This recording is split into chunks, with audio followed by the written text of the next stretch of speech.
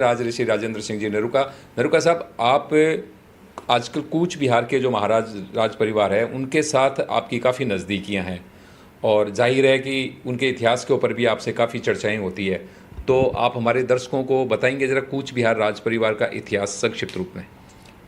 देखिए, जैसा मैं 22 फरवरी को उन्होंने मुझे guest of honour chief guest के तौर पे वहाँ कार्यक्रम में बुलाया था, वहाँ के लोगों से चर्चा हुई और महाराजा साहब से काफ़ी दिनों से एक मित्रवत चर्चा होती थी।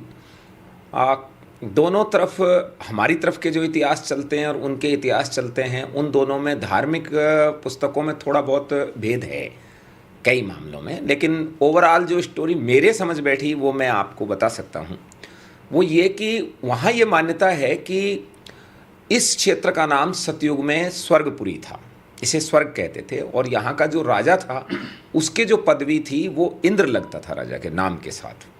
तो हम जब भी कहते हैं स्वर्ग का राजा इंद्र, तो वो यही है कि यहाँ स्वर्गपुरी थी, कल्प वृक्ष था और यहाँ का राजा के इंद्र की पदवी लगती। ये त्रेता युग की सतयुग की बताते हैं। उसके बाद त्रेता में इस क्षेत्र को मिथिलांचल कहते थे। यहाँ से लेकर ऊपर की जितनी भी जगह जाती है, चाहे वो चीन है, बर्मा है, और ऊपर तक जहाँ तक जाएगा वो सब मिथिलांचल कहलाता था, जिसमें नेपाल भी आ जाता है। और उनके राजा की पदवी उस समय जनक थी, ऐसा वहाँ की उनकी मान्यता और उनके शास्त्र कहते हैं। उसके बाद द्वापर युग में इस क्षेत्र को प्राग ज्योतिषपुर कहा जाता था, और वहाँ का राजा की कहानी शुरू होती है नरक। हमारे साहित्य में उसे नरकासुर बोलते हैं, जबकि उनके यहाँ उसको नरकसुर यानी नरक देव बोलते हैं। और ये माना जाता है कि वो भगवान नारायण ने स्वयं पैदा किए थे और उनकी माता लक्ष्मी थी।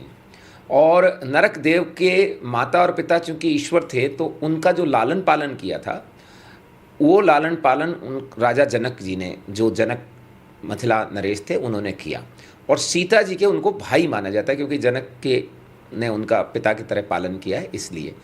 नरक देव की माता धरित्री थी, यानी जगदम्बा, यानी जो मानी जाती है, जिनको सत्यभामा के रूप में अवतार हुआ दोबारा उनका। फिर ये माना जाता है कि श्री कृष्ण ने नरकसुर को मारा, और वहाँ जो बहुत सी 16,000 रानियाँ थी उनको छुड़ाया अपने यहाँ, ये मान्यता है। उनके यहाँ ये मान्यता है कि उन रानियों ने उस राजा के वियोग में अपने प्राण दे दिए और वो नहीं आई यहाँ। उनके पुत्र थे भगदत्त, और भगदत्त को वहाँ का राज्य दिया। और नरक की जो शादी हुई थी वो मुंबई में माया देवी के साथ हुई थी। माया देवी और नरक देव के पुत्र हुए, उनका नाम था भगदत्त। ये भी मान्यता है कि नरक देव के लिए ये वरदान था कि उनको पैदा करने वाला ही, यानी उनका जन्मदाता ही उन्हें मार सकता है, यानी धरती और नारायण ही उन्हें मार सकता है। तो श्री कृष्ण और सत्यभामा दोनों ने उनको मारा, ऐसा माना जाता है उनके यहाँ। और फिर भगदत्त जो है, वो जिनको हमारे लोग चीन का राजा बोलते हैं, एक्चुअल में वो इसी क्षेत्र के प्राग ज्योतिषपुर के राजा थे। और भगदत्त के बाद उनके पुत्र पुष्पदत्त और वज्रदत्त हुए हैं। फिर पुष्पदत्त की आगे की वंशावली चलती है, जो मेरे को नाम याद नहीं है, महाराज साहब बताते हैं, तो वो कई नाम हैं। और प्राग ज्योतिषपुर के इस राजवंश का, उनका कहना ये है कि फिर उनका ये राज्य ये राजवंश विलुप्त हो गया था और एक दूसरे राजा ने ये राज्य ले लिया था।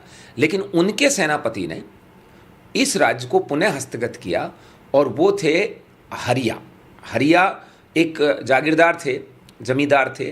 फिर वो कई जमींदारी मिली तो मंडल हो गए, हरिया मंडल थे। और उनके 2 रानी थी, यानी 2 पत्नियां थी उनके। वो भी उसी प्राचीन राजवंश के ही वंशज थे। उन्हीं के राजवंश के हिस्से थे वो, मतलब जैसे अपने। तो उन्होंने उसी तरह से किया जिस तरह से रावल रतन सिंह का जो वंश खत्म हुआ, तो वो सिसोदा से आकर के उद्धार किया। राहत ने जो है उसको खिलजी को भगाया वहाँ से।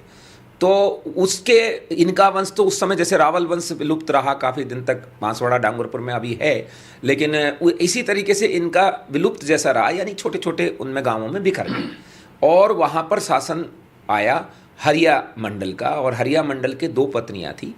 हरिया मंडल राजा नहीं थे, मंडलाधीश थे, मंडलीक थे। उनके एक हीरा और जीरा नाम की 2 पत्नियाँ थी, और उन दोनों के पुत्र पैदा हुए। जो विश्व सिंह जो हैं वो राजा बने उसके। और उस समय इसका नाम जो था, मतलब कामतेश्वर महाराज तक तो वही वंश चल के आया, भगदत्त जी का डायरेक्ट वाला। और कामतेश्वर जी के बाद, कई राजा के बाद में, कामतेश्वर जी ने कामाख्या की स्थापना की। कामरूप भी उन्हीं का देश है।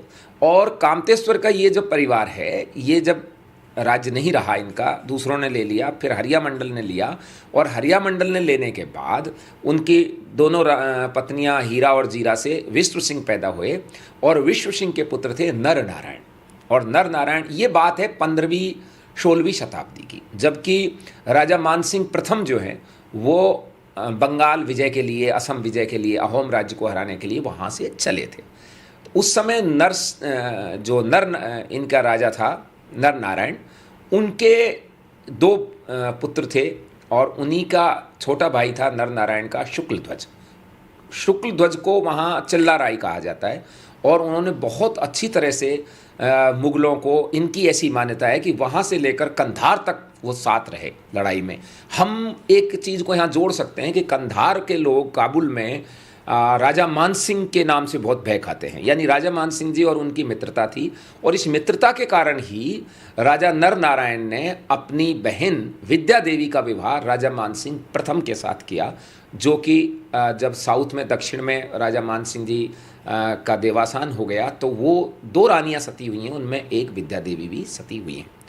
ये वंश वहाँ स्थापित हो गया। फिर इसके बाद लगातार चलते हुए आखिरी महाराज इनके जगदीपेंद्र नारायण थे, जो कि राजमाता गायत्री देवी जो जयपुर की हैं, उनके बड़े भाई थे, और इनके एक बहन थी इला देवी, जिनके विवाह हुआ त्रिपुरा के राजा के साथ में, और छोटे भाई थे इंद्रजीत नारायण। तो महाराज जगदीपेंद्र नारायण के कोई इशू नहीं था, कोई संतान नहीं थी। तो 1970 में जब उनका देवासान हो गया, अब ये कहानी सब है कि सरकार ने उनके साथ क्या किया, कांग्रेस ने क्या किया, राजमाता के साथ किया, तो उनके उस परिवार के साथ भी किया, कूच बिहार परिवार के साथ भी। जगदीपेंद्र नारायण जी के बाद इंद्रजितेंद्र नारायण थे, और इंद्रजितेंद्र नारायण के पुत्र थे वृजेंद्र नारायण जी। वो वहाँ उस वंश के आखिरी मेल चाइल्ड माने जाएंगे। और वो जो है, उनके एक बहन भी थी जिनका नाम उत्तरा देवी है, जो कोटा की वर्तमान राजमाता हैं, महाराव इजराज सिंह जी के माताश्री हैं। तो ये वंश के वृजेंद्र नारायण जी 1992 में इस दुनिया को छोड़ के चले गए, और ये वंश का कोई भी व्यक्ति वहाँ नहीं रहा। तब ये कोई भी उस पर किसी का कोरोनेशन नहीं था, कोई गद्दी नहीं थी। तो 1994 में वहाँ की जो पब्लिक है, जो कूच बिहार, जो ग्रेटर कूच बिहार जिसको हम कहें, जिसके 4 डिस्ट्रिक्ट आसाम में हैं, 9 डिस्ट्रिक्ट बंगाल में हैं, और 1-2 डिस्ट्रिक्ट बिहार में हैं। काफ़ी बड़ा क्षेत्र था वो, क्योंकि उनका राज्य उस समय काफ़ी मजबूत था। तभी तो सवाई मानसिंह जी द्वितीय के साथ गायत्री देवी जी का विवाह हुआ।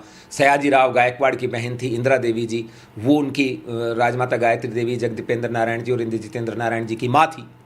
तो ये यहाँ जब वंश उनका समाप्त हो गया, तो फिर ये ढूंढा गया कि अब इसको कौन संभाले, कोई तो आदमी ऐसा हो जो हमारा लीडरशिप करे। ये वहाँ के जो, जैसे अपने राजपूत कहते हैं, कहीं मराठा क्षत्रिय हैं, कहीं ठाकुर कहलाते हैं, कहीं दरबार कहलाते हैं, ऐसे वहाँ राजवंशी कहलाते हैं, ये लोग राजवंशी क्षत्रिय हैं।